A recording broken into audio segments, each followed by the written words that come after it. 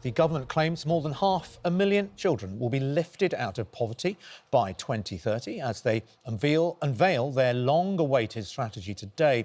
It comes as child poverty rates in the UK reach a historic high. Lifting the two-child limit on benefits is central to their plan, but children's charities say it doesn't go far enough.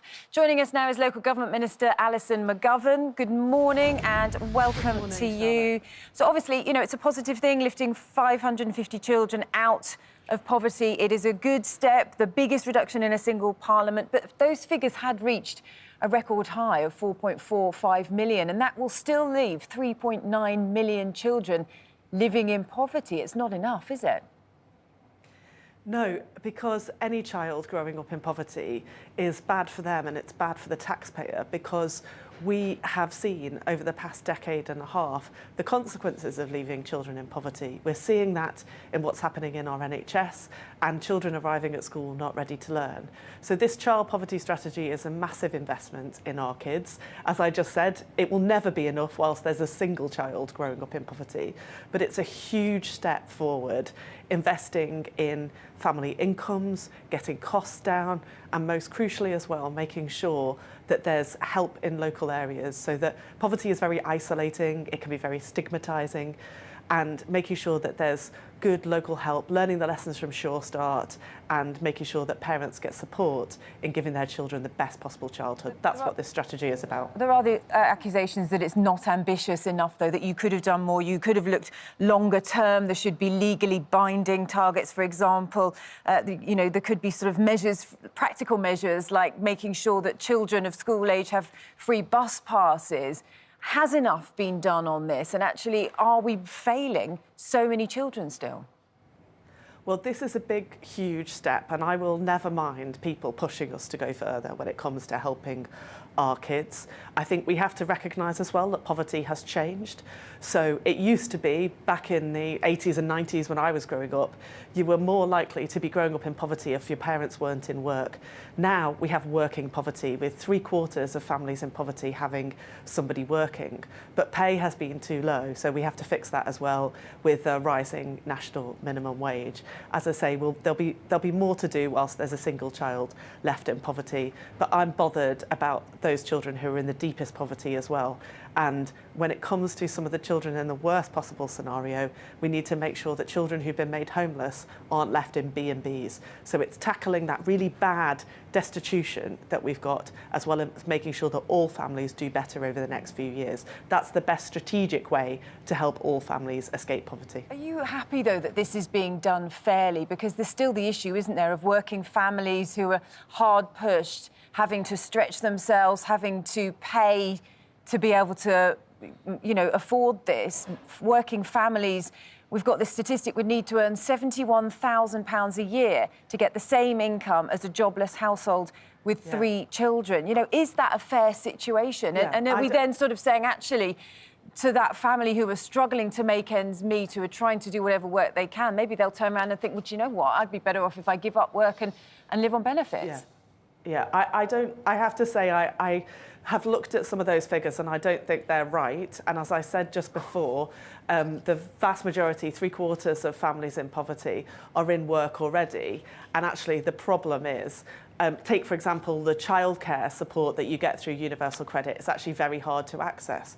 So one of the things that we're introducing in our strategy is to make that easier, to stop parents having to fork out for upfront costs unnecessarily. And what I would say is that, in the end, poverty is bad for taxpayers. Whoever you are, if you let children grow up in poverty, we'll just wind up paying the costs, as we are doing now. Children arriving at A&E in a really bad state. You know, the cost of children failing in their education because they're not ready to learn is absolutely massive to us all. So we're all going to pay for this one way or another. It's best to invest, make sure children have a good childhood, they're able to grow up and succeed, and that will be good for taxpayers too, because a stitch in time saves 9 when it comes to stopping poverty. Let's talk about another issue, party donations. Yesterday it was revealed that Christopher Harborne had donated £9 million to the Reform Party, the most single donation from a single person outside of money that might be left in wills, that we understand. In the past, he's donated £10 million to the Brexit Party, money to the Conservatives, £1 million to a private company owned by Boris Johnson.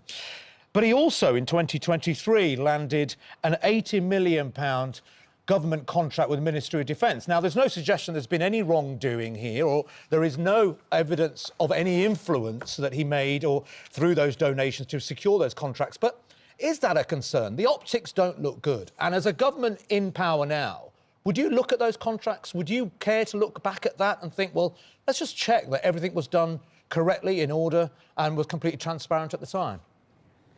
Well, I think transparency is the key word here, and I think that's very important. And I confess I don't know all the details of that contract and the case that you just mentioned, so I won't comment on that specifically. But if you take, for example, some of the things that happened during COVID, Rachel Reid has had to put in place a commissioner to try and get public money back that should have never been given out in the way that it was. So I do think that this has been a big problem for us. We have a bill coming forward in the House of Commons to tighten up this area of legislation.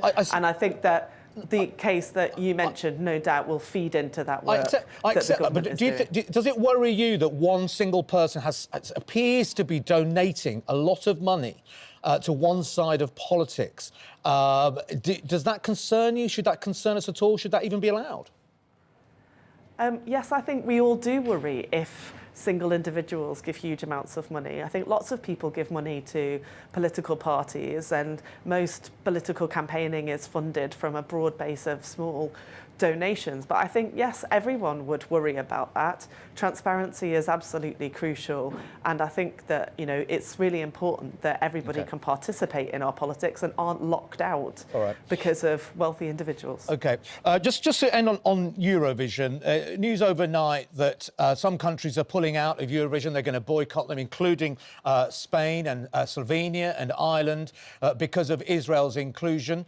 What's your position on that? I mean, bearing in mind that Russia have been banned from Eurovision and we are in conflicts with Russia, a lot of people are in conflict with Israel, and they're conflicted with what they're doing and the war crimes they're committing. Should we not apply the same rules and moral position against Israel that we do with Russia when it comes to Eurovision and sanctions generally? Well, I just want to be really specific about Eurovision for a moment. That competition is run by the European Broadcasting Union, so it's one for them, and it's not right for government on the whole to interfere in that sort of thing. That would be a decision for them. More broadly, it makes me sad that this has happened, because whilst I'm not a massive Eurovision nerd myself, when Eurovision came to Liverpool, my city, it was great fun and everybody enjoyed it immensely. So I do think it's sad. You mentioned sanctions against Russia, and the government does use sanctions, and at the moment is straining every sinew to make sure that our sanctions are effective on Russia, and that we are accessing as much, for example, the interest on Russian assets to help Ukraine, given it's such a war of aggression. But in the case on of Israel, on Eurovision itself, that's one for the EBU, though it is very sad that this has happened. But I suppose people take this action and will campaign at Eurovision and call for boycotts because they feel that Israel is not being held accountable in the way that perhaps Russia has been. Do you think Israel should be held more accountable? And perhaps people across all countries, especially in the UK, will be more pleased that their government is doing more about it? Well, I think the situation in the Middle East has been absolutely abysmal for human rights, and Britain has a long-standing role in protecting international humanitarian law, a long-standing role in our history, and I want our country to stand for that internationally, and for the things that have happened in Gaza to be properly investigated transparently, as they should be. I want our government to stand up for that international system, and I know it's just been an absolutely terrible time over the past decade for rights that should be preserved even in conflict. You know, I think some people have said, you know, questioned whether we now live in an age of impunity, and I think that consistent standard, even in the worst war, should apply to everyone equally, whoever they are. All right. Alison McGovern there, Local Government Minister. Thank you for joining us this morning.